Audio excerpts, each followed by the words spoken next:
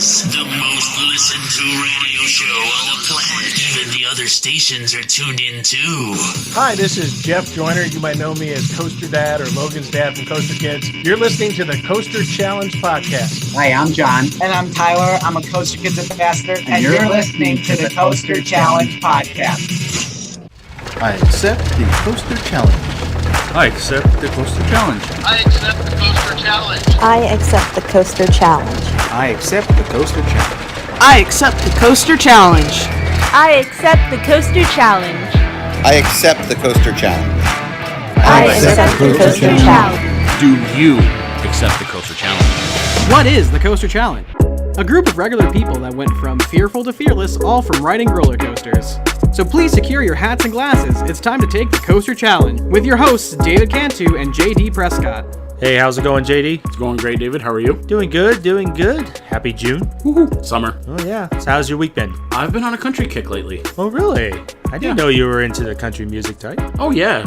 I got into country when my daughter was born. Oh, yeah? Oh. So what got you into the country music this week? I was just thinking about when I was a truck driver and some of the radio stations were nothing but country. Oh, I'm big with country. I listen to all kinds of music, but yeah, I grew up with country music as well. So, and we've got today is a bonus episode for everybody today. Bonus episode? Oh yeah, we've got a special guest on that we wanted to get out immediately. We've got Austin, who is the founder of Amusement Insiders and also Behind the Thrills. He is standing by with Andrew today. It's such a real honor to have Austin on the show today. But first, let's do our segment, JD, the YouTube Highlight Clip of the Week. YouTube Clip of the Week. Alright, so JD happened to found I figure since we've got our special guest on today, we figure we'd do a special highlight YouTube clip, something that you found, JD, that I thought was pretty hilarious. Would you like to talk about it a little bit? Yeah, since, it involves dinosaurs. Oh, even better, because since we got Andrew and Austin on later, they're going to be definitely discussing Velocicoaster. What a good way to kick off our YouTube highlight by discussing something very special that involves dinosaurs. Well, actually, it's a Velociraptor. Of course. Always. It's a photo op at Universal that you get to take a picture with a Velociraptor. Oh, is this the Raptor encounter? Yes, it is. Oh, yeah, I remember you sent me the clip, and it was over at Universal's Islands of Adventure. It was from the YouTube channel from America's Funniest Home Videos. It was called Watch Them Scream, Dinosaur Edition. Yeah, exactly. That's the video. If you haven't been to Universal Islands of Adventure, pretty sure Universal Hollywood also has the Raptor encounter. But there is a Velociraptor that sits over by a cage. In its pen. In its pen, it's kind of busted open, and people stand in front of a Velociraptor to get their photograph, and the Velociraptor is fully animated. Yeah, it's as the trainer gets the guests to turn around and wave goodbye, the raptor likes to lunge at the patrons. He likes to have a lot of fun with them every time. In this video clip, there were some really, really hilarious moments where just people of all ages, it's funny because, especially like with little kids that are getting their photos with their parents, the kids, when you're very young, you think this is all real. Yes. But I think the most hilarious one was the family with a little boy, no, not the little boy. It was a girl actually sitting in the middle. The girl was in the middle, mother to the left, father to the right, and then you got the Velociraptor literally up above their heads. And all of a sudden, the raptor sticks his head between the mom and dad and puts his head right on top of the little girl. And it looked like the raptor was going to scare the little girl when she turned around, but instead turned right to the mother, and the mother fell to the floor. Yeah, screaming. And they were showing a variety. Like there was one with a little boy, and Dad was holding him in his arms, and the raptor got between the dad's head and the boy's head, and almost the boy was like heading down toward the ground. But God, so many people. But it's just so realistic. The sounds of the raptor when it's speaking and roaring, and just the people's reactions is just priceless. Oh, it is. It's Universal, flexing their cinematic muscle at that one. Oh, yeah. I think that is a very brilliant thing that Universal has done, and I can't wait to get down to Universal Islands Adventure this October and see the Raptor encounter. I think that'd be really awesome. Yeah, well, I was hoping to get to go to Universal here in LA to try to see if we had one of our own, if it's up and running since with COVID and everything. I believe it is. It's right next to the Jurassic World attraction, and I think you get to actually see Blue up front in person. So. Either Blue, Zulu, or any of the other ones. Yeah, but this was a really, if you really guys want a good laugh, I highly recommend you check out the America's Funniest Home Videos channel and just type in "Watch Them Scream Dinosaur Edition 2019." But until then, this would be our YouTube highlight clip of the week. YouTube clip of the week.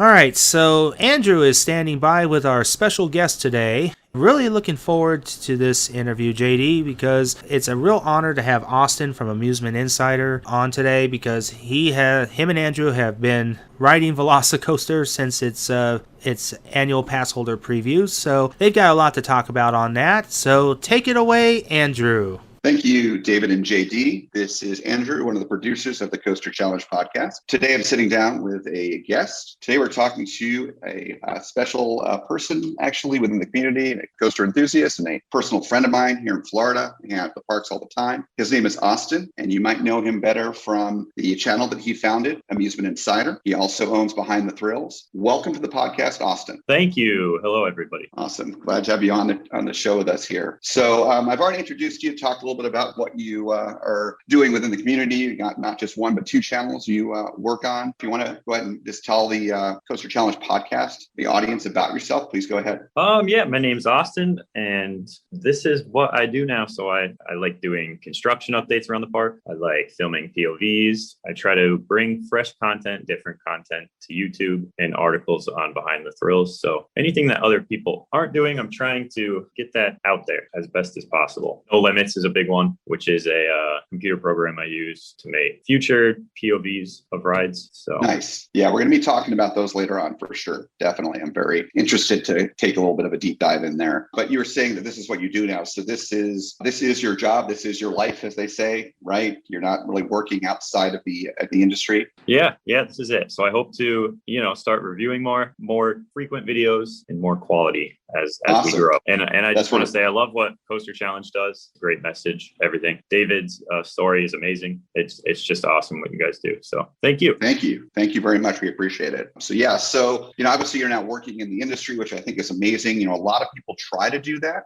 just like a lot of startup companies in the corporate world. They try to do whatever they're doing and they fail. So a lot of enthusiasts and people with bright ideas, they try to get into YouTube and everything else and make it big, if you will, or at least make it where they can support their lifestyle and their living. But not many succeed. So I think it's awesome. And of course, I've known you for several years now and seen what you do and the quality of videos you make and the future POVs that you do, and which we'll talk about later. I think it's really well deserved that you're really, you've got great trajectory on this. It's awesome. Thank you. Very much.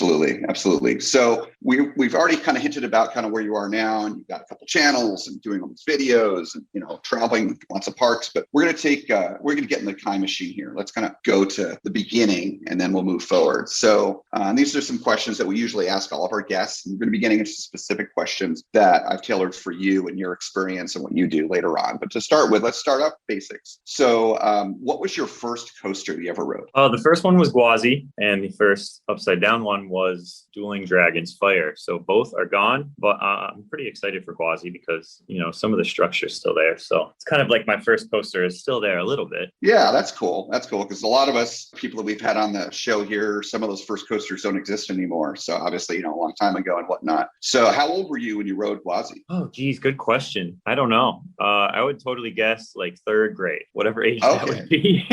Yeah, so around 8 years old, 8, 9 years old. Okay, all right, yeah, that's cool. Yeah. And then Dueling Dragons was one of your other first coasters. Wow, I mean that's a legend in and of itself, right there. Absolutely. Yeah. So, yeah. And I know you're a big Universal fan. You're from upstate New York originally. That's where you grew up, right? Yep. So up in between like Great Escape and L'Orange. So pretty much the middle of nowhere, no major park. And I mean, Gwazi and Dueling Dragons, I rode that a year apart because I was scared at that time to go upside down. So that's Sure. why Gwazi was really the only one that I had gone on. Yeah. So I mean, my love for coasters grew online because there was nothing like major around me. So it was just looking at pictures and, forums, because there was no real social media back then. So just coaster Right. forums. Yep. I remember those days.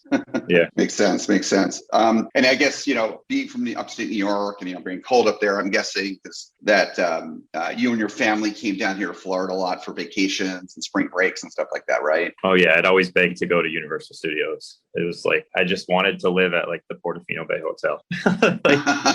Nice. Like that's a good goal right there. Hashtag goals right there. Yeah. Right.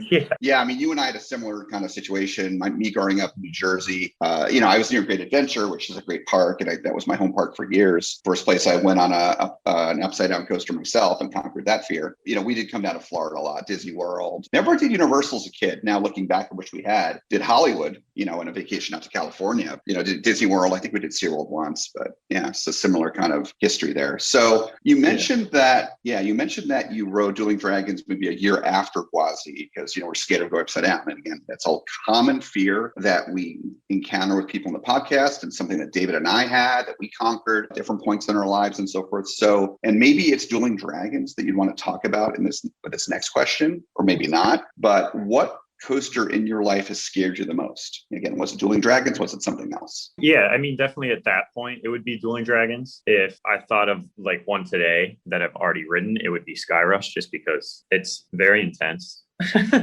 Sure. Those wing seats are very scary, but before I got on Skyrush, I wasn't scared. But I mean, yeah, Dueling Dragons for sure. That was like terrifying. I didn't want to get on the train at all. I mean, that's like a lot of inversions too. It's not like some people do like the Schwarzkopf at Busch Gardens, which just has one loop. But yeah, I guess, I don't know. I went all out, or we didn't go to Busch Gardens that year or something. So I was kind of screwed and had to do a bigger one. But yeah, I'm glad I did it, of course. It was like the best thing ever. You don't even notice that you go upside down. It's like, after you do it, you're like, really? Like, that's it. Yeah, I know Dragons was, it was amazing. It was a legend, like I said earlier. Yeah, absolutely. So, so you've got either Dueling Dragons or Skyrush. Now, I've been on Dueling Dragons. I went on just a couple of years after the park opened when it was still dueling, but this is long before Potter. So, and I've been on a couple times since before it was taken out. I've not been on Skyrush. Skyrush is one of my higher up on my list of bucket coasters for sure. I love Intamin, so I'm very curious about that one. As you know, I'm a big Intamin lover. But I'm thinking of kind of wing coasters or wing-like coasters. So you have not been to Magic Mountain? I have not. No, I really need to get out to California and try all those parks out for sure. You do. I'm curious, and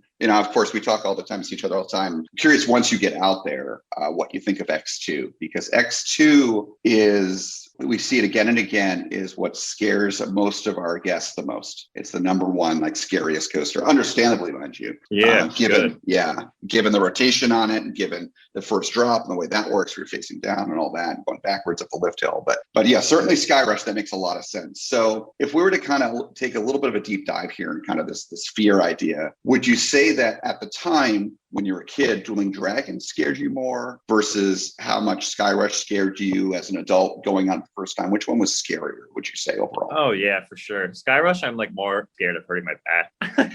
Okay, so it's practical so it's scary. like, okay. It's like a physical fear now. Like, okay, like hold my body upright. Like, don't lay sideways so that your back just gets slanted and pulled in every direction. So that's a totally different type of fear. But yeah, I mean, Dueling Dragons was like terrifying. Like, I don't want to get on the train fear. So got it.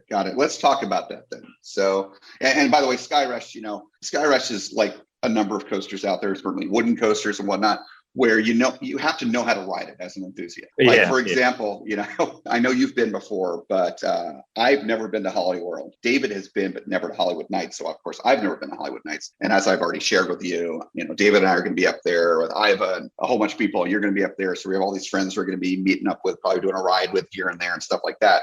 But, I love wooden coasters. We don't have really any good wooden coasters, a little, a couple here in Orlando, but nothing amazing. So, and I love them. And so I'm excited to get on, of course, the Voyage and even the Raven Legend. And I love wing coasters, being in wing coasters. I'm one of those weirdos actually likes them. And I love launch coasters, as you know. So I'm excited to get on Thunderbird. But, certainly Voyage, I'm probably going to be once there talking to you or other people, how should I ride this? I want to be able to get many rides in. I love these coasters, but I know it's going to be rough without the trim. So yeah, we learn how to ride coasters. I wouldn't call that a fear. That's just a preparation. But obviously, understandably, you would be afraid, 9 years old or so, of dueling dragons. Let's dive into that. So do you remember it pretty well? Like, before getting on, things like that? Not too much. I really remember after more so. I mean, I remember my parents kind of being like, oh, you'll like it. My sister telling me like, it's fine. It's not scary and stuff. And yeah, once you're off, it really wasn't scary. It was just fun. I mean, yeah, now it's always fun. Right. Of course. So you were just talking about your sister, your parents. So was that basically what was going on as you were like in the queue, approaching the station, a really full queue, of course, that Dragons had? I mean, do you remember any thoughts you had besides them kind of reassuring you before you got to the station? I really don't. I was too little. Just the reassurance from them, which helped a ton, of course, because I got on the ride. So okay. Yeah. And that's interesting right there, because again, we've interviewed a number of guests, short life this podcast has had so far. And most of the people, it's, they're being talked into it. Like me, my friends, I was 17 when one of my first looping coaster, Great American Scream Machine, the old Arrow Mega Looper, Great Adventure. And my friends were like, oh, come on, you're going to love it. It was, they weren't being mean about it, but they were not being like comforting or supporting. Of course, your family, it sounds like kind of the ideal thing. They're like, it'll be okay. And, so they reassured you. So then you wrote it. And obviously we know what happened. You loved it, obviously, but talk about how things were after you got off of it, how you were feeling, what you're thinking. I mean, we went on immediately right again. And then it was probably like my parents regretted ever bringing me on it, because it was like, okay, we're going to this park now and we're going to ride this like over and over and over and over. And they're like, okay, come on, hey, let's move along. But no, it was like dueling dragons. Like, okay, now I have to do ice. And then it was like, okay, like I think I like fire more, like do it again. Let's do ice over again, figure out which one's better. And then the whole, I mean, like, yeah, Hulk was my favorite coaster back then. But yeah, it spiraled from there into just addiction of like everything. Yeah, just into like, they're like pieces of art. Like, I mean, after that trip, all it was like daily looking at pictures of different roller coasters around the world. Right. So would you say that riding dragons, those 2 times in a row real quick and conquering that fear, was that, besides conquering your fear, which we'll probably talk a little more about here in a moment, but was it also maybe that was the day that you were born as a coaster enthusiast, like the beginning of your coaster enthusiasm? It was probably before Gwazi. I don't know. It was always there. I was just scared of going upside down. I mean, I'm really into like the structure of it, the look of the track, like the heart lining, the reason a certain turn is shaped a certain way. And then finally, once I got the courage to ride them, it really like enhanced all that, because, I could see how every little turn felt. Like, why is the Cobra roll different on Hulk versus Kumbo? Like, why is one better? Why is one worse? And all this stuff. And it's like never ending at this point. Like you can compare everything to everything. So you finally kind of understood what you were seeing and how that corresponding to how it felt and how the experience was. Yeah. So it definitely started way before I ever rode anything. But yeah, then it was enhanced so much once I finally got on a ride. So riding dragons, conquering your fear, I guess, so much create and you being an enthusiast, but it allowed you to fully embrace being an enthusiast. Yes, for sure. Yep. Okay. Got it. That's powerful. I would have to say it was probably similar for me. I already liked going to parks when I was 17 and rode Great American Scream Machine for the first time. But, like you were saying, I was there with my friends. It was a high school trip, senior year. And as soon as they took me on, that was the first ride of the day. They're like, yeah, let's get on this. I'm like, oh my God. And I got off of it and I loved it. And I was like, I told my friends, I'm like, take me on every single looping coaster this park has that I had been on. So all I'd been on at that point was like Rolling Thunder and Runaway Mine Train, because those were the only non-inverting coasters that were there at the time. So so they did all the coasters there, Lightning Loops, which was legend, everything else. Oh, awesome. Yeah. Cool. Yeah. It was cool credit.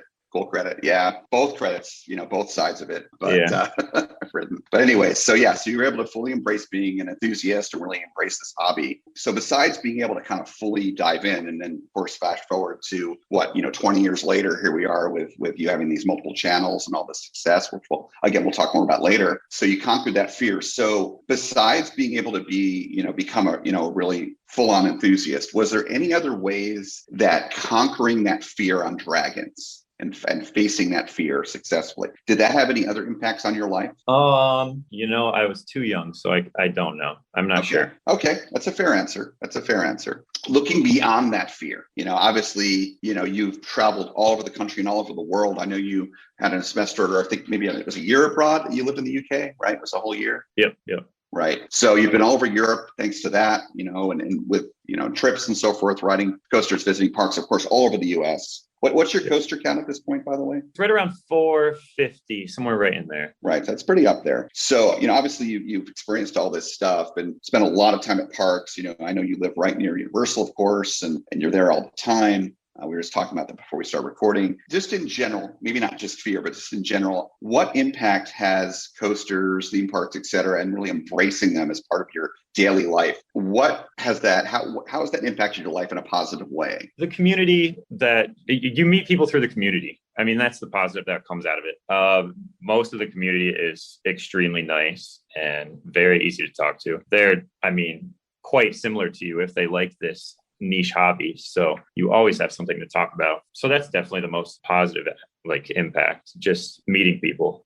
It's much easier to meet people. Sure that makes a lot of sense. And as because we've known each other for a while now, I'm really into coasters and theme parks. I don't get them quite as much as you do because I do have a separate day job that doesn't relate to the community. So, you're fortunate in that regard. But, I've met a lot of people through you and vice versa. In fact, I think it was, you met Mark. I think it was because of me, because I think I had introduced you guys, or I forget how that all went down. Yeah. We were at IAPA and we ran into him. So that was, and you knew him. So. Right. Yeah. That's what I thought. He's one of my good friends now. So, that's another thing. Just everyone knows somebody else that likes roller coasters. So, once you start talking to someone, you really get introduced to other people and you can find a nice group of people. Yep. It's almost viral. And for example, again, I don't live as close to the parks to you. I'm about 45 minutes from Universal, but I go there with you and of course Mark and Caitlin. We've got a group, and there's all these people that come into town that you're and hang out with. And it's great meeting all these people. And I was just talking to Tyler the other day. He was down in Miami and he was flipping out over Velocicoaster and all that. Yeah. So you were having fun chatting about that. Yeah.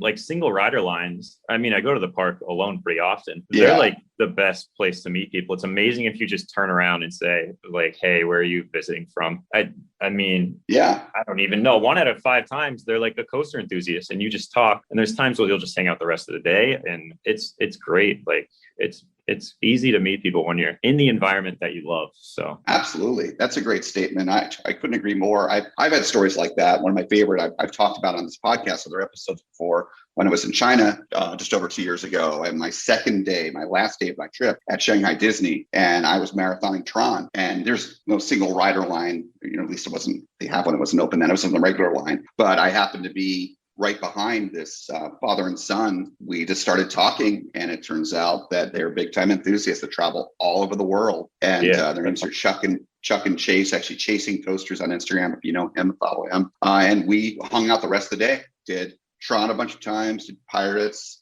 just hung out, and we're still friends this day. In fact, we had Chuck on the podcast a month or so ago as interviewing him. So friendships can be born when you're involved in a hobby, you have a passion, you can meet, when you meet people with that same passion, it's a great way to start a friendship. And I've had this with coasters and theme parks. I've had this with cars, sports cars. I've been part of sports car clubs and go to events, and it's the same thing. So in fact, those oftentimes kind of converge and intersect with each other, because I love cars because I love sports cars, fast cars that accelerate fast and that handle well. Well, coasters are about, going up to speed quickly, like a launch coaster, or using a lift hill to get a lot of speed shortly thereafter. And of course, the elements of coasters, it's about handling and turns, and there's a lot of commonality. I know you're into cars yourself, so, it relates. But so it's a great way to meet friends, and that can be very impactful. So I'm glad. And like you said, most of the people in the community are really nice. And that's the same as I've experienced. I've met a lot of people in the community, both here in Florida,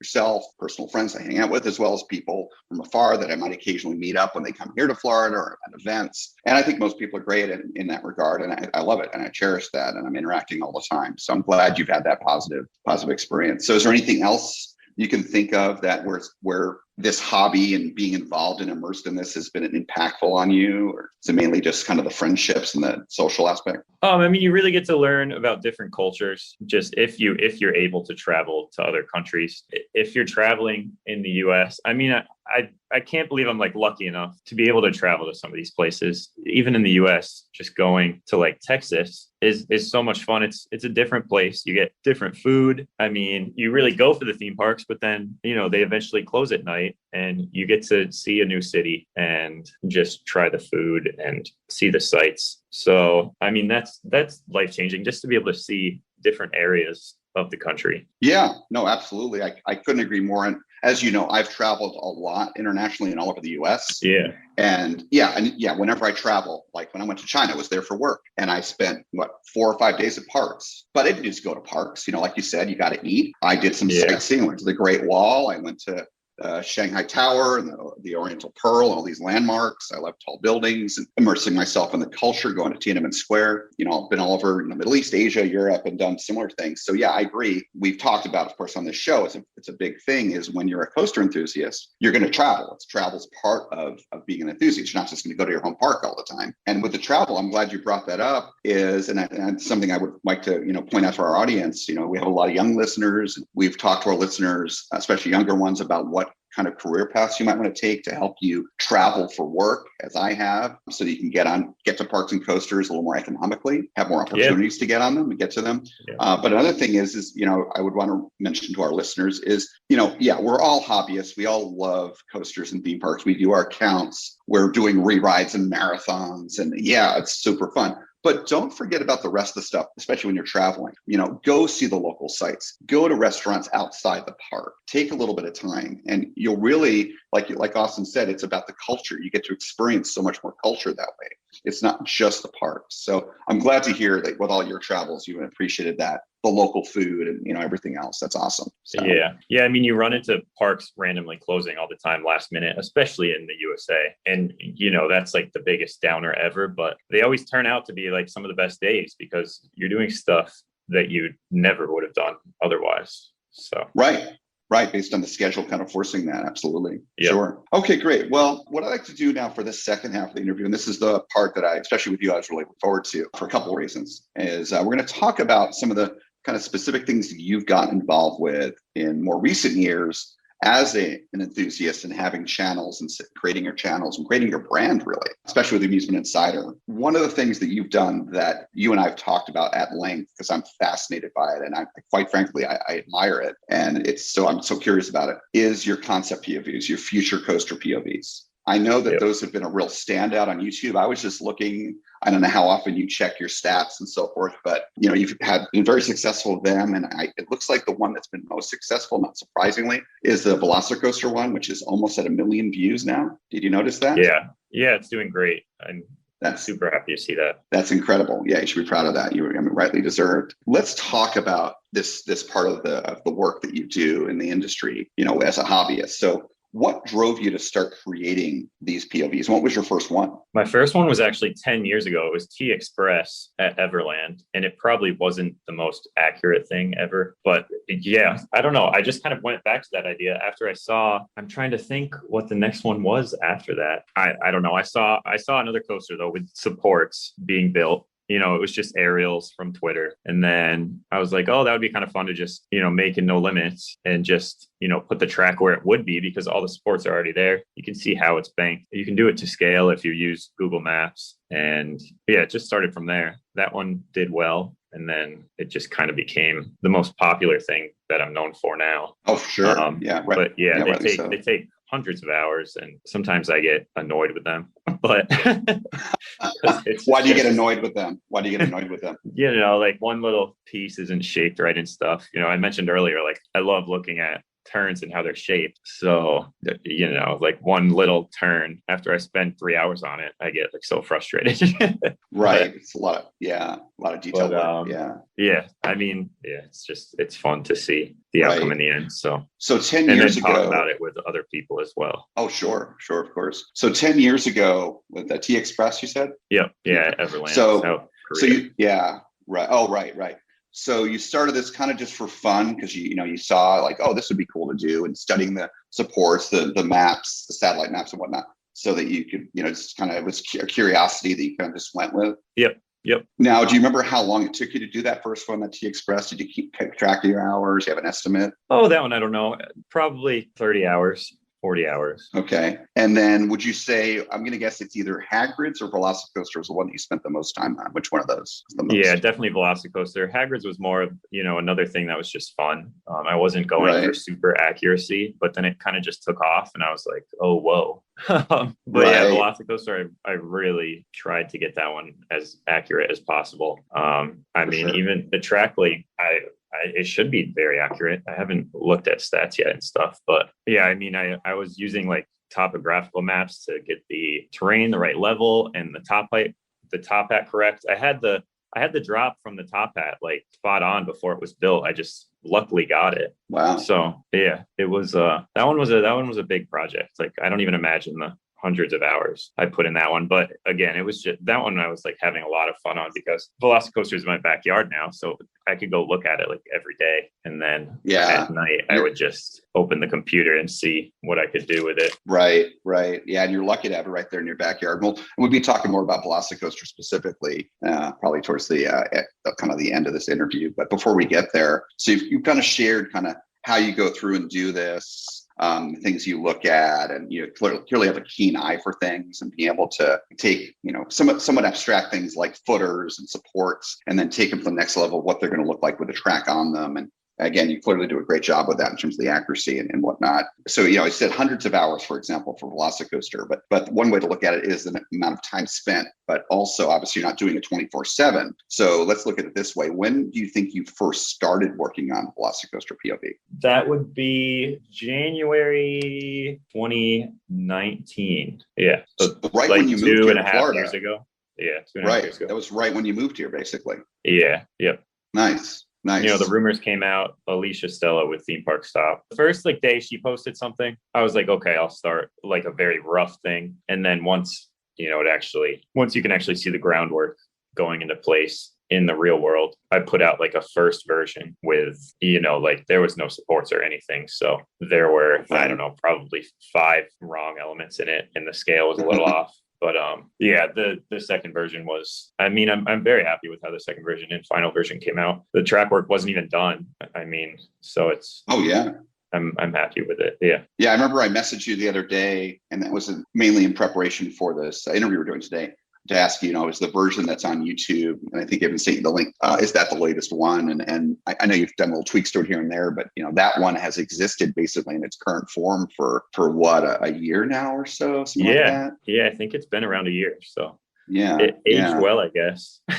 Yeah, absolutely. And I remember, going back to, like you said, you started working on the Velocicoaster Future POV back in January of 2019. And that was right around the time that you and I first met in person. You had moved here to Florida, where of course I had already been living. And I remember the first time we met up, surprise, we met at Universal, of course. And I remember walking around the parks, talking about different things, talking about the future, talking about, what could be next with hadn't been named yet, but Epic Universe was just rumored at that point, how they might connect the parks. When we're talking about that and kind of pie in the sky. But remember you and I talking about, we didn't know it was going to be called Velocicoaster, but the Jurassic Coaster, as we referred to it then. And so, yeah, that's when you got started. So in a way, you got started even before Universal started doing anything physically in Jurassic Park to create the coaster.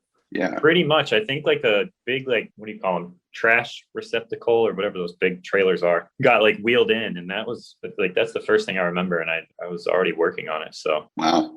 Yeah. Wow. I can't believe it was that long ago. It's amazing how much work they did, and like shout out to that team. Holy cow. Like what they did with that ride is unbelievable. There's no ride in the world that like has the theming and like the excitement and the length. Like they went all out. It's really awesome. Yeah, and we'll talk about that. Yeah, we're definitely gonna be talking about that. And I have very strong superlatives myself, as you already know, about the ride, and all of our listeners at this point know, because we've already been talking on the podcast and did a live stream about it and released episodes about it. But let's talk a little bit more about the POVs here for a moment before we dive into that topic, which will be exciting. I've seen other enthusiasts, friends and whatnot, have fun with No Limits 2 or Planet Coaster and things like that, and create, whether it be their own rides, but, more appropriately for this conversation, try to imagine what a future ride's going to look like. And oftentimes what I see is it's just, it's rails, it's literally the supports, the track, and some trains running on it, but no theming, no nothing. And this is, again, you have really impressed not just myself, but literally, well, apparently hundreds of thousands of people, all these views you get with the detail work you put in. But it's not just the track and the accuracy of that. It's not just, the layout of the coaster. You go really all out with the theming, and that's both visually, like with the rock work, landscaping, some of the, trying to imagine what some of the effects might be for like Velocicoaster Hagrid's, but also the music. So let's talk about that, how you really kind of plus up and really make it a full featured future POV. Yeah, I mean, the music's super important. I find key elements throughout the ride. So I would say like the top hat, the stall, the final heartline roll, and maybe like the second launch. And I mean, the music will take weeks to find, but I will line up those specific moments with certain moments in the song. And then it's kind of just trial and error. Like it works with one element really, really well. And then you listen to the rest of the song and you hope that it fits in with the other elements. I mean, it takes a long time, but yeah, that's all it is. It's a lot of listening to a ton of music like all day, finding one you like, and then matching the big moments of the song to the big elements of the ride, and just hopefully getting lucky eventually. And tweaking the speed at certain parts of the song and stuff. But yeah, I was happy with how that music came out, so thanks for mentioning that. And then Google SketchUp is the 3Ds, so just Google SketchUp 3D program, which I'm slowly getting better at, but sometimes I get help from others. So nice. That's how you do the theming and kind of putting that in beyond the track. Yeah, got it. Very cool. Yeah, I mean, I've talked about music quite a bit, and we've shared different kind of music with each other, and I'm thankful for you. Just like the first day, I think it was the first day we met, or even before we met, you told me about Emascore, and that's one of my kind of go-to composers / kind of playlists that I have in my Apple Music. And like when I love listening to instrumental music when I work, cinematic scores from films, stuff, Emascore, other kind of artists, instrumental artists like that. And Emascore, by the way, for our audience, IMA Score, it's all one word. They're a composition team out of Europe, and they specialize in theme park composition. They've done scores for lands, for rides, especially in Europe and beyond. And Austin was the one that introduced me to them. And I remember Austin watching, I guess it was like a year ago, in that kind of second version of the Velocicoaster POV. And you've got the kind of, when it starts off, you got the Jurassic Park, John Williams, amazing music kind of playing there a little bit. But then you kind of fold it into this other beautiful soundtrack. And I remember asking you, 9 months ago, whenever it was, like, Austin, what is that? And you told me it was Emascore, but a special thing that I didn't have yet, and I had to get it, and you helped me find it. And it's music that's so inspiring. That's what I love about cinematic scores. It's very inspiring, emotional music. And I never thought about it before, but I love that you go to the detail level of not just finding a song, but you match up the song with the ride, pivotal moments and kind of climax moments. That's just like how film scores work. That's really cool that you do that. And by the way, listeners, I'll be sure to work with David for when we release this episode. We'll be certainly providing a link to Austin's Velocicoaster POV in the show notes so that you can all see it. For the probably just few of you who haven't seen it yet, probably most of you have, to experience it. Make sure your sound is on when you play this POV. Certainly. And speaking of sound, so thank you. I know that, of course. I know that your Hagrid's POV, we talked about that, and again, that was a little bit trickier, of course, because there's much more theming potential for that ride. And there certainly is a decent amount of theming in the final ride. And you had to kind of imagine some of it. Remember, you even had voices that were similar to the characters in the movies, like Hagrid and I think Harry Potter. So how did you go about getting those voices in that POV? Yeah, that was, I just searched on YouTube for voice actors and just reached out to them. YouTube's a great source. YouTubers like helping out other YouTubers, big and small. So it was nice. I think they were a little bit bigger of a channel than me. It was really nice of them to help out. Nice. But yeah, I mean, that was fun. That was just kind of making up the storyline again. Like that's when I was really doing it for fun. And right. Of course, I still do it for fun. I love it so much. Yeah, that one doesn't have the exact storyline and stuff, but right. Hagrid was fun to make. Yeah, just for the voice actors and stuff. Oh yeah, I bet. I thought that was a kind of a cool touch to it. So yeah, so I think it's awesome that speaking of kind of taking a 10,000 foot view here with this work that you do, the labor of love that it really is that you're an enthusiast, you love coasters, and you're spending the hours upon hours on these POVs that are so well received by the community. I mean, for example, Hagrid's Velocicoaster, they've been talked about on coaster radio, mainline coaster podcasts. It's been shared and shared and shared. That's part where the views come from. So you're doing this. It's work that you're doing. It's your work, literally, and it's something you love. And I don't know if you realize how fortunate you are in that regard, because a lot of us, people in general, we work and we make good money and we get good time off, and it's fine. We have good days, but it's not necessarily something we're passionate about. But you doing something you're passionate about, and it shows in the final product. It's so awesome. And again, listeners, you hear me talking about, you've got to check out Austin's channel, Amusement Insider, and see all these POVs. And then again, there's a few dozen of them now from different coasters on your channel. Yeah, definitely.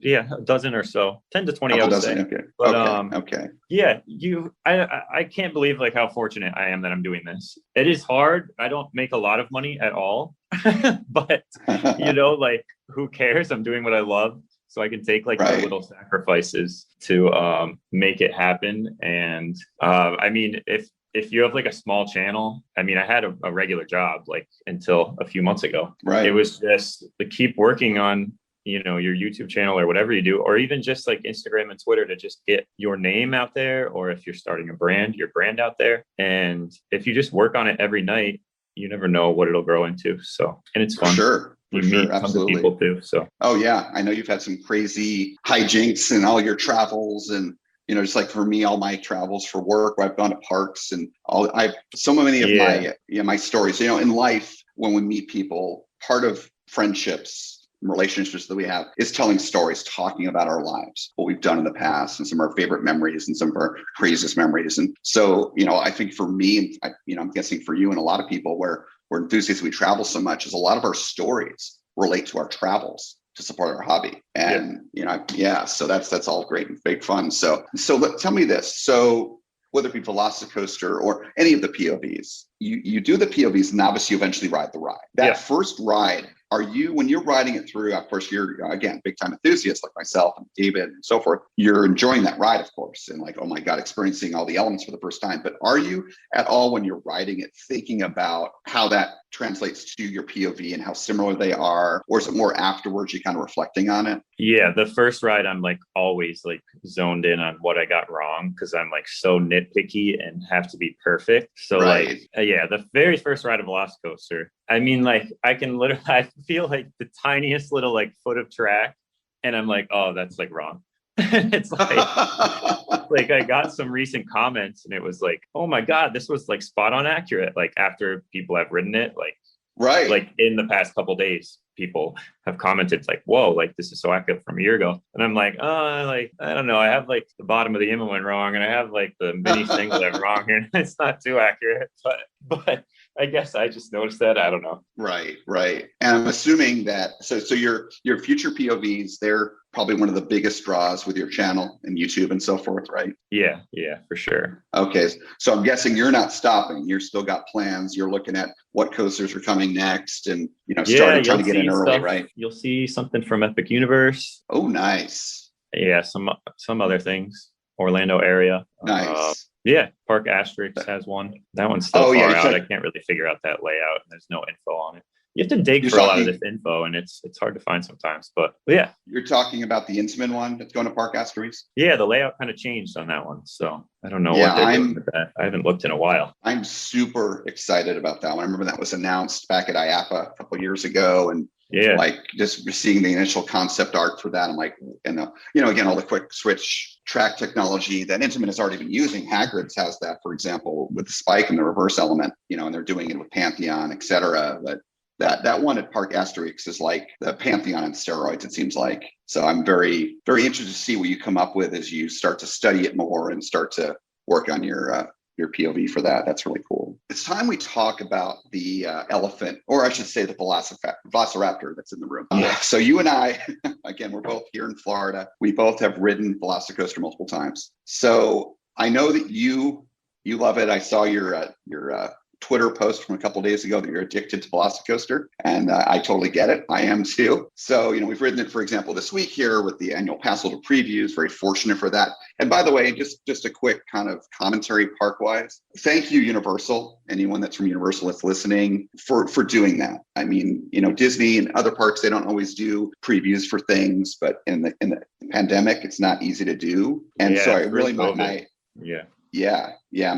I tip my hat to Universal for going through the effort to set up those signups. Again, they didn't work perfectly and so forth, but I think they worked really well. And I know a lot of people are able to ride this week and get these previews in and all the buzz that's creating. I mean, Universal did it for good reasons to help them and to make their guests happy, which is what it's all about. But we're very fortunate. So you and I both have gotten to ride it. And of course, given that Velocicoaster is one of the most thrilling coasters that, a park like Universal or even a Disney have ever made, it's more like a extreme thrill coaster, like a Six Flags or Cedar Fair or independent park coaster. But given that it's such an extreme coaster and given Universal's keen attention to safety, given the issues that happened with dragons over the years, et cetera, obviously, this is one of those, it's now, I think, the fourth or so ride at Universal Orlando that has the metal detectors and the very strict requirements about loose articles. So given that, and given how careful they're trying to be, obviously it's very hard for people to get POVs. And by the way, I'm very curious what's going to happen long term with the bypass bridge, if they're going to be able to reopen it to the public when the ride's in motion, because the zero-G stall, which is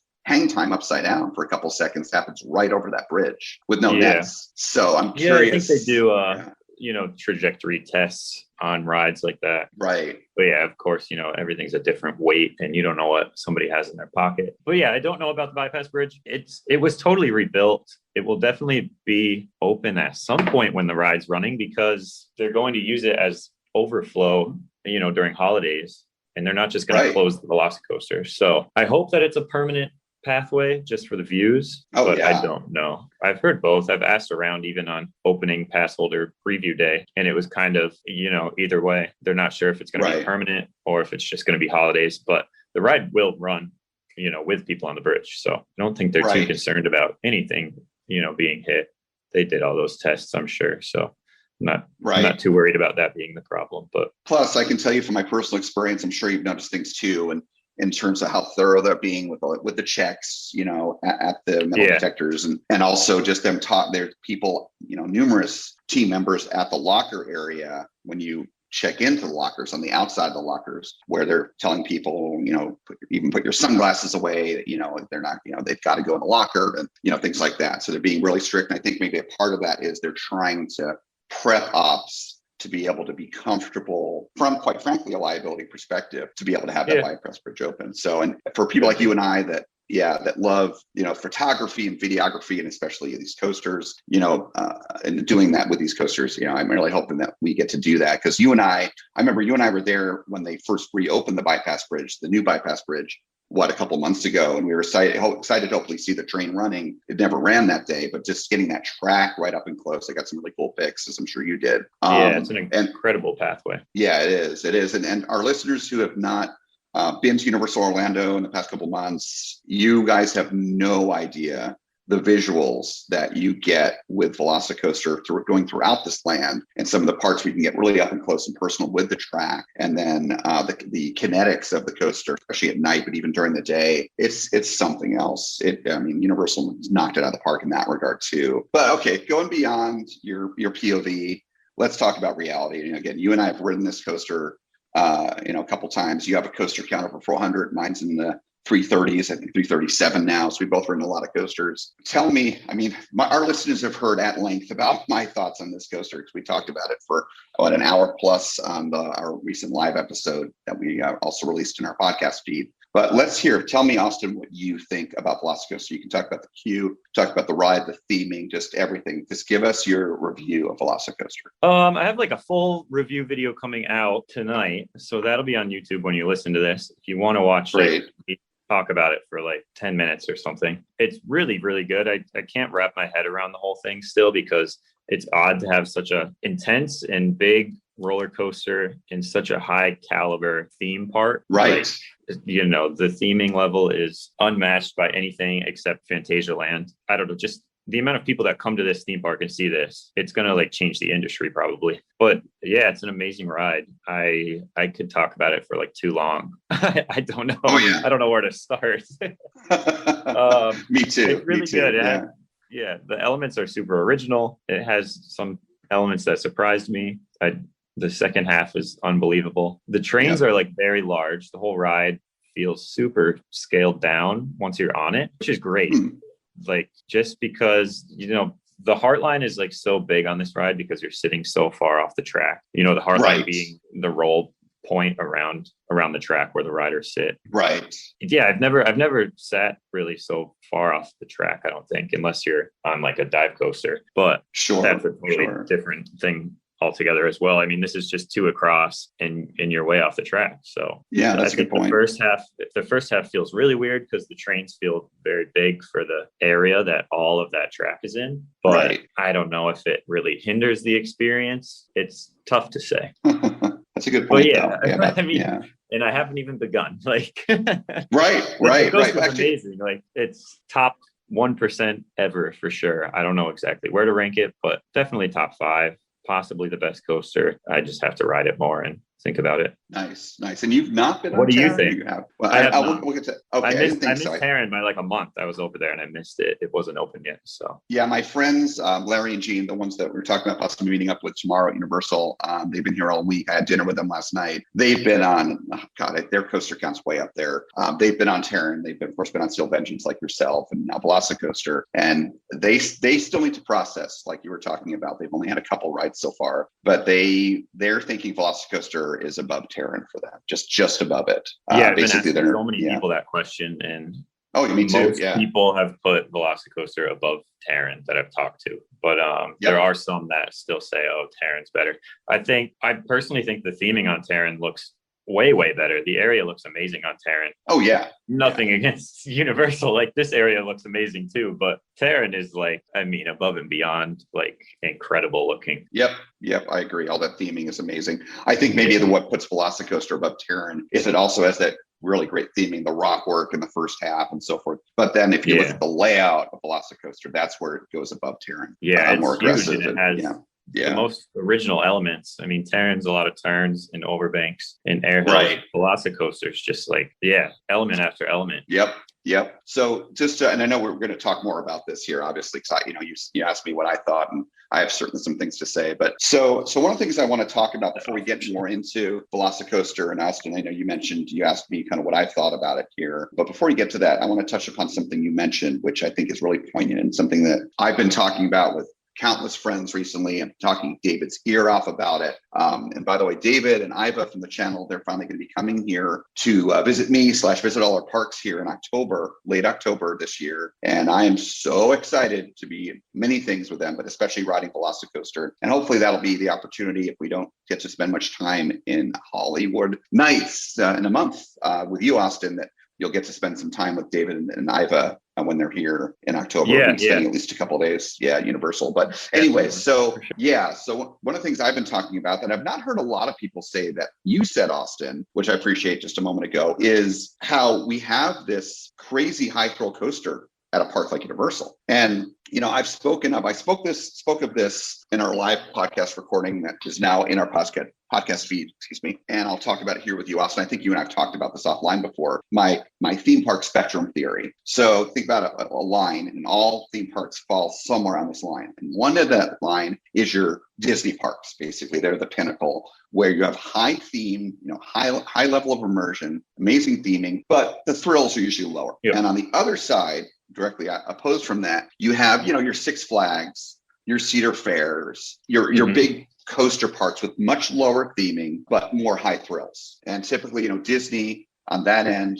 parks towards that end are more expensive for tickets, but they have, a lot more to offer. They offer amazing dining experiences and nighttime spectaculars and just a high level of service, customer service. Usually some of the best you get is at a Disney theme park. Where again, on the other end, Six Flags, Cedar Fair, you're not going to be seeing much in terms of really high-end dining. Maybe here some table service here and there. A lot of outside chains they bring in, like the Melt and Cedar Point, which is amazing, things like that. But again, it's not like Disney. But again, much less expensive to get in the parks. They charge a lot for their, their fast lane, their front of the line access, whereas Disney don't charge anything or very little, for like Max Pass in California when they're still offering that. So you have that whole spectrum. Well, what I think is most interesting about that spectrum is not the ends of it that I just described. It's what's in the middle and where parks lie in the middle. Now, I think right in the middle, you have parks like a SeaWorld or Busch Gardens or a Silver Dollar City or Dollywood, where they have thrill coasters, certainly, but they also have some decent theming. Their food's pretty good. They offer some good table service of their own, not just outside chains, and their prices are in the middle and so forth. Well, here's where I think, here's what I think is interesting. And this is that you've heard me not talk about one particular park chain on purpose. In our recent live stream, we had some good discussion, and you and I have talked about this offline, Austin, because you're a big Universal fan like me, about Universal versus Disney right now. And again, I love both chains, of course, both companies. Universal is firing on all cylinders. Even in this pandemic, they're opening new attractions. They've resumed Epic Universe construction. They're not holding back. They're really trying to push theme parks and engage their guests and bring guests in and build excitement. And not only that, but Universal has evolved incredibly over the years, perhaps even more than any other theme park chain, especially with Comcast coming in and Potter coming in. They've really pushed for the high theme stuff. I mean, in certain ways, Universal Orlando, for example, between Diagon Alley and Hogsmeade, they have some of the best theming in the world, even better than a lot of Disney stuff. Would you say, Austin? Yeah, I really think that Diagon Alley is a level above Disney. Yep. And great immersive rides, some screens and so forth, of course, but a lot of great technology, like you and I were just talking, Austin, like Escape from Gringotts. It is such a complex and immersive ride in a way that there are so many different contractors that worked on it. Vekoma, I think you said, of course, Intamin, Dynamic. I mean, it's just like so many different companies had to come together to make an attraction. Really probably the world's first true storytelling coaster, before Hagrid's and of course Guardians of the Galaxy Cosmic Rewind and so forth. But anyway, so Universal, again, they're high theming, high quality, great customer service. Team members have been amazing in my experience lately. I've been in Universal a lot. Great food, really good food, some good table service, city walk, etc. And it's expensive like Disney. But what's happening also is Universal's taking the feedback of their guests. They don't want screen rides all the time. And they're building these incredible coasters. Hagrid's, Velocicoaster, in the Epic Universe. I know you're gonna be working on some concept, future POVs soon. We know there's some really exciting coasters and immersive rides and some maybe even the next generation of the RoboCoaster technology, where even maybe going three-dimensional, the classic Monsters attraction and so forth. But Universal is competing with both Disney and Six Flags and Cedar Fair in terms of their high thrills at the same time. It's like they're doing everything. Yeah, that's true. They're appealing to a lot right now, for sure. Yeah. And I am, you live within a stone's throw, almost literally, walking distance of Universal. So you're very close. I'm about 45 minutes drive, which is not bad at all from Universal. I'm there all the time. You're there basically every day.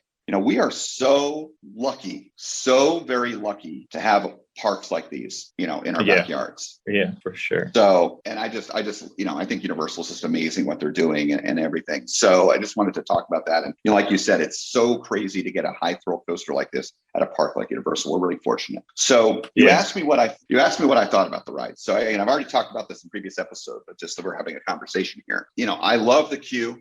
I don't care. It's obvious to me that Universal Creative, they copied Tron in terms of the queue, in terms of entering the queue, and you've got the videos, walls, and then all of a sudden they go transparent in Tron's case, and you see the coaster launch.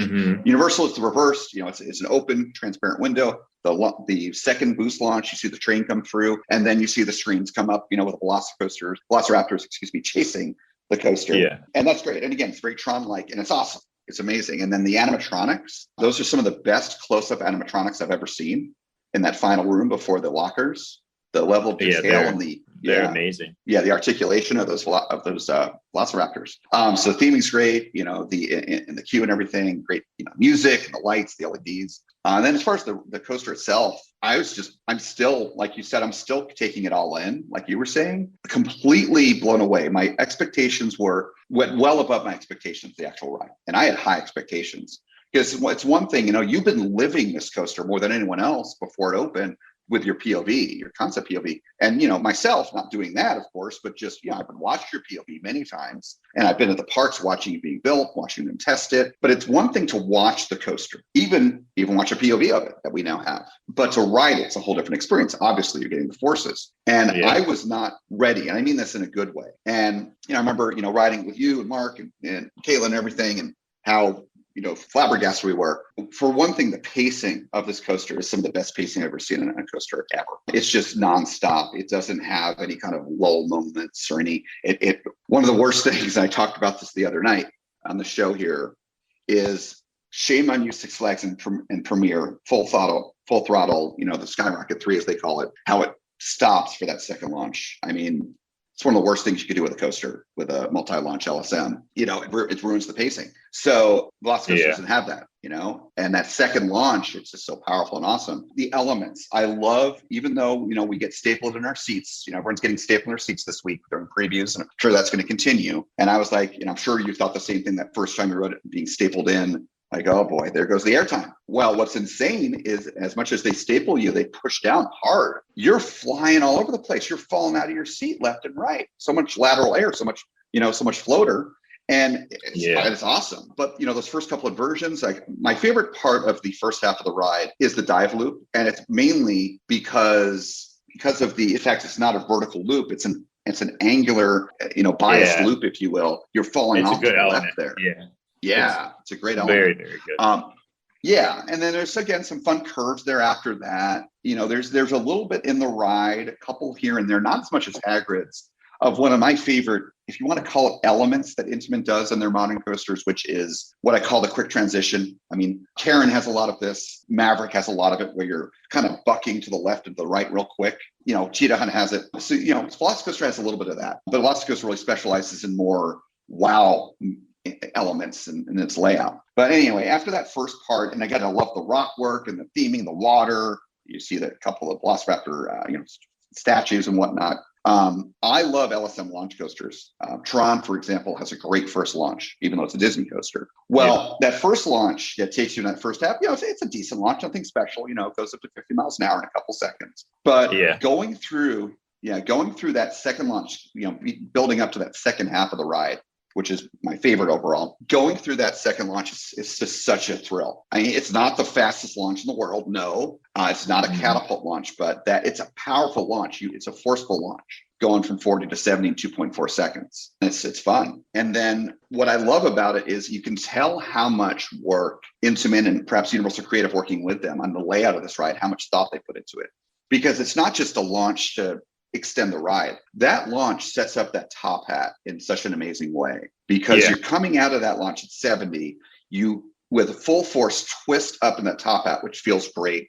And with all that momentum behind you, coming up to the top and popping out of your seat with that ejector, that's like one of the best top hats I've ever experienced. It's better, personally speaking, than all of the Intamin catapult coasters, King Dakar, Top Thrill Dragster. I mean, what do you think about that? It's a good top hat. I don't know. I would like for it to go faster over that top hat. I think it's shaped in a way that it really minimalizes the negative G's on the way up. So if you're in the back, you really don't get any negative G's until you're actually pulled over. Right. But it's a very long vehicle. I agree with most of what you have said so far. The top hat, though, I think the vehicle's too long for it to be my favorite top hat. Makes sense. But I mean, I've heard people say like the top hat's crazy and stuff. It's just an opinion for sure. Right. Of course. We're just sharing opinions. Yeah. It's a good top hat.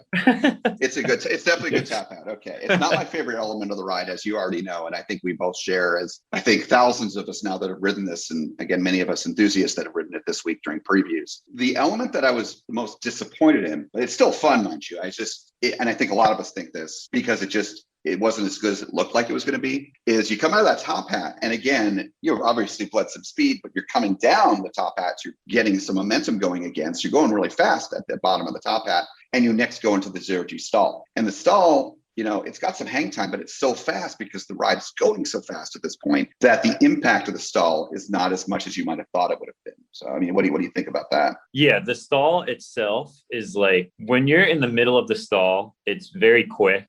During stalls, I usually like to look vertically, like upwards, which is looking downwards because you're upside down. This one goes really quick though, so you don't really have time to do that. but the entry and the exit to the stall is like unbelievable. So the stall's not about like the stall. It's about the fact that you're like whipped to one side. And then like just as your body goes back upright, you're like whipped again to the side. It's a really good element, but it does not feel like a stall like you think it will. Right. And you bring up a good point. I think, again, I'm thinking back to my rides, and I haven't ridden it for a few days, but coming out of that stall is fun. Yeah, it's brief, but it whips you. Yeah, I agree. Yeah. And then from there, again, that second half of the ride is so different. And Intamin has done this with a number of their coasters. What now is my number 3 coaster, Soaring with Dragon, is very much 2 coasters in one as well, in a very different way that this is. But after that 0G stall, you go through that 2 helix portion, which is fun, some good G-forces and whatnot. As I said the other night, the best is yet to come. That hardline roll over the lagoon, I just live for that. That is so amazing. That hang time, it's just incredible. It's like shocking, that roll. It's really, really good. Absolutely shocking. Buy into the hype of the roll. Because it's a good roll. Yeah, we've all been talking about it, so it's incredible. So I'm sure you've of course heard the rumor as well. Alicia has talked about it on her podcast, Park Stop with Ian. The Universal called that roll, and they still call it. It's on the shirts and on the marketing, the Mosasaurus roll. Yes. And apparently, what happened is that they had in their budget originally to have this giant mosasaur animatronic in the lagoon that would pop out of the lagoon vertically as each train went by, but it got budget cut. I'm assuming you've heard that as well. Yeah, I heard something like that. I don't know. I don't remember where I heard it from. It could have been Alicia. But yeah, I have no idea if it was true or not or what. But it would have been cool, of course. But I have no idea. Well, personally, because they still named it officially the Mosasaurus roll, I have a little bit of hope that whether maybe it wasn't budget cut, maybe it's sitting there in the water right now, it's just not working yet, or maybe they'll add it. And I mean, you never know. Universal does crazy things like that. They plus up their rides all the time. I mean, they just plussed up the Jurassic World, right during COVID. So that was good. Right. The one in Hollywood. Right. Yeah. And there are the ultimate version of plussing up in a way. There are very few parks in the world that entirely rebuild an entire coaster. Disney's done it with Space Mountain, at least in California, Disneyland. And Universal did it about 5 years ago with Hulk. They rebuilt the whole track, and that's kind of great. So maybe they will. I'd like to think, because you can imagine with that hardline roll, as amazing as it feels from a force perspective, having that visual of that mosasaur coming to grab you. I mean, that'd be epic. So yeah, that would be really cool. So it's got great elements, front half, second half of the ride, great pacing. Ultimately, what made this ride my number 1 over Maverick, finally something eclipsed Maverick, is it does what I love about Maverick. It makes me laugh. Every ride, I'm laughing. It makes you giddy. Which is, Maverick had been the first coaster ever that did that for me. But it does that, but then it's got all these amazing forces and all this crazy airtime, both vertical, if you will, out of your seat, but traditional like an airtime hill airtime. But also it's got your floater and your laterals, which like for example RMC gives in spades. So it gives you some of that stuff. It gives you the giddiness and the like Maverick does, makes you laugh, which is great, especially in this day and age with all the craziness going on in the world. It's great to laugh. The pacing is awesome. It's just such a fun ride that is so enjoyable and so smooth. There's really nothing I don't like about Velocicoaster. It's so re-rideable. I can't wait to be getting on it again and again as it opens to the public. So yeah, that's what I think. I mean, it's my new number 1. I'm so happy to have it here in my own park. And the one thing I'll mention to you, Austin, because you talked about kind of connecting back to the very beginning of our interview today, our conversation here at the end. You talked about Dueling Dragons being your one that scares you the most, and and so forth. And of course, there's a lot of people out there that lament Dueling Dragons not being at Universal anymore. I've got friends who used to work on the ride. They're like, oh my God, I miss it so much. And, debating about Hagrid's and whether or not it's better than Dueling Dragons. I think Hagrid's an amazing coaster, and I think it's a worthy replacement of Dueling Dragons. But what I think, Austin, I'm curious to get your take as a big Universal fan, is I think that Velocicoaster is as amazing as it is, and they put so much detail into it. You don't just, by chance create an amazing coaster like this. It's a lot of work.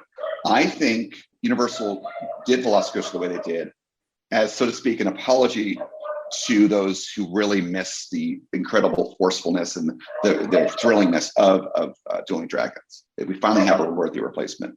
Yeah, I think so. And I also just learned the 2 Raptor statues actually at the entrance of the ride before you get to the main entrance are actually kind of paying a tribute to the 2 dragons, looking at each other at the entrance of dragons. So that's a nice little thing they put in there. Yes, you're the second person that's mentioned that. I love that homage. That's awesome. There's also a lot of other fun Easter eggs, but that's a really cool Easter egg, very meaningful Easter egg, for this ride. Yeah, for sure.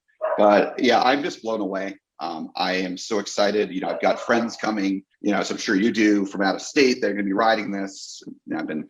We've been talking on the phone about it. We normally just text, and David and Iva are coming. And in fact, Austin, you'll love this. So David and Iva, we've been planning this trip for them coming out here for like 10 days in the fall in October. And of course, one of the things you got to plan is your tickets. I already have my passes. They got to get tickets. And I was able to talk David into, because it made sense economically, to go ahead and just buy a annual pass for Universal. Yeah, I convinced a lot of people to buy annual passes. I bet. For sure. I bet. And then even Iva, she was holding out, but she finally did it. And I told him, I said, guys, and this is all before Velocicoaster opened. And I told him, guys, now that I've ridden it, we have our itinerary. We're going to be doing this and this, first couple of days. I said, guys, we are going to islands the first day.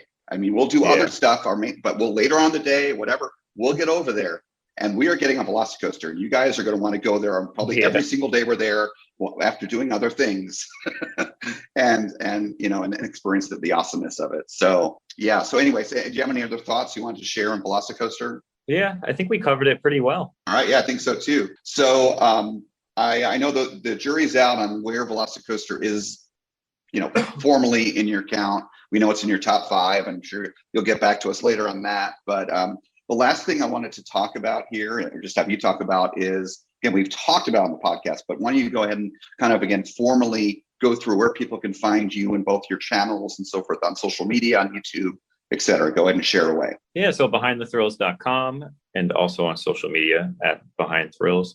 And then I am always the one posting on Amusement Insider. So if you ever want to get in touch with me, if you write to Amusement Insider on anything, I'll get back to you there. So Twitter at Amusement Insider, Instagram, Amusement Insider, and then YouTube, same thing, Amusement Insider. So if you ever want to chat, just write to me. I always reply to everybody. So excellent. Yeah, and that's how you and I met back when I used to be on Twitter.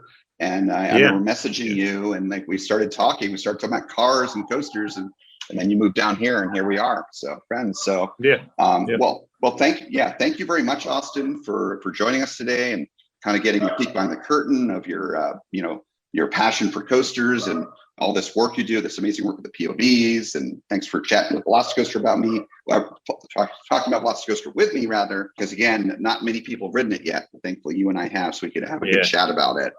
And thank you for being brave and watching your POV being up against the real thing, so to speak. And again, you did a great job. It came through there. So that was a good way to be brave in Coaster Challenge fashion. So, but again, thank you for being on. We had a great time talking, and have fun in the parks. Yeah, thank you guys. Thank you so much for having me. Thank you, Andrew. That was a great interview. A lot of cool things about the Velocicoaster. It's making me very excited to go ride it. Yes. I gotta get down to Florida. Yes, and thank you, Austin's, for everything you said and all the knowledge that the both of you have. It sounds like Velocicoaster is probably going to be one of the greatest roller coasters ever built so far to date in this country.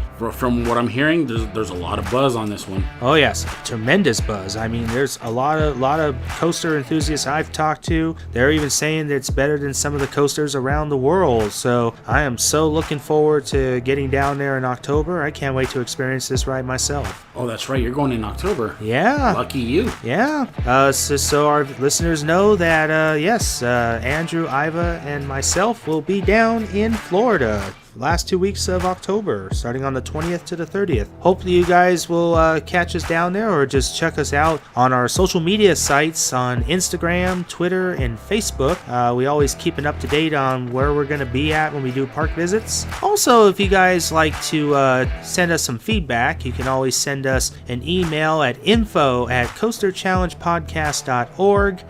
If you've got a special YouTube clip that you would like JD and I to check out. You can also send it to that same email as well, or you can just send us a message on Instagram, Twitter, or Facebook. Yeah, fantastic episode. It was a great bonus one. We still got a brand new episode coming out this Friday, so make sure to check out our special guests. Coming up this Friday, we got Jack Lathrop from Thrilling Moments Photography going to be joining us. Ooh. Yes, and he's a really good friend of ours, and we're looking forward to hearing that interview.